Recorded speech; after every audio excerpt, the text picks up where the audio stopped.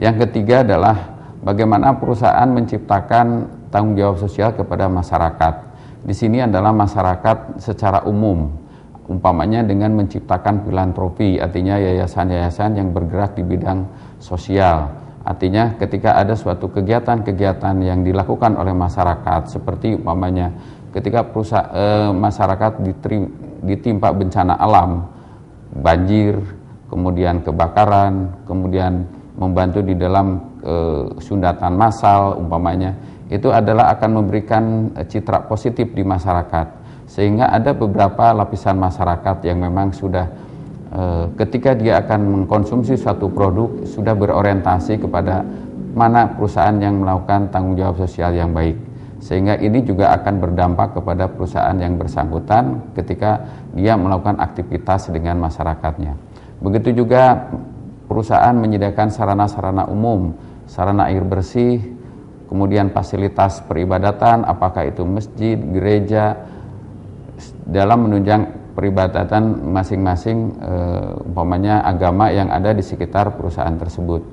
Kemudian yang keempat adalah bagaimana perusahaan menciptakan tanggung jawab sosial kepada pemerintah.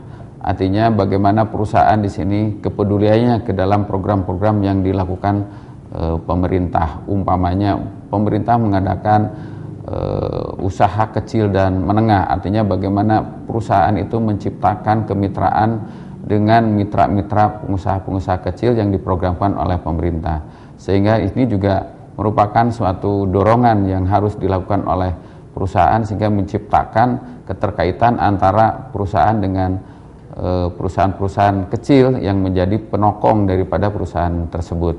Ini juga adalah sebagai bentuk kepedulian perusahaan yang didukung dengan adanya program-program yang dilakukan oleh pemerintah.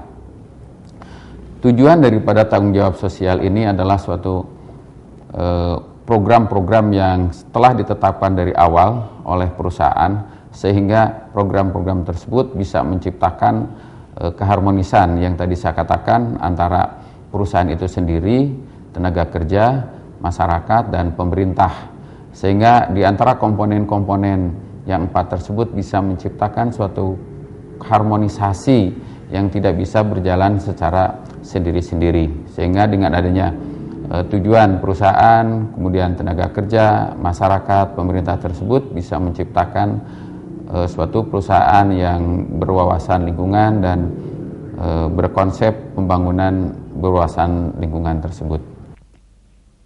Tentunya Anda sudah memahami apa sebenarnya tujuan perusahaan melaksanakan program CSR ini.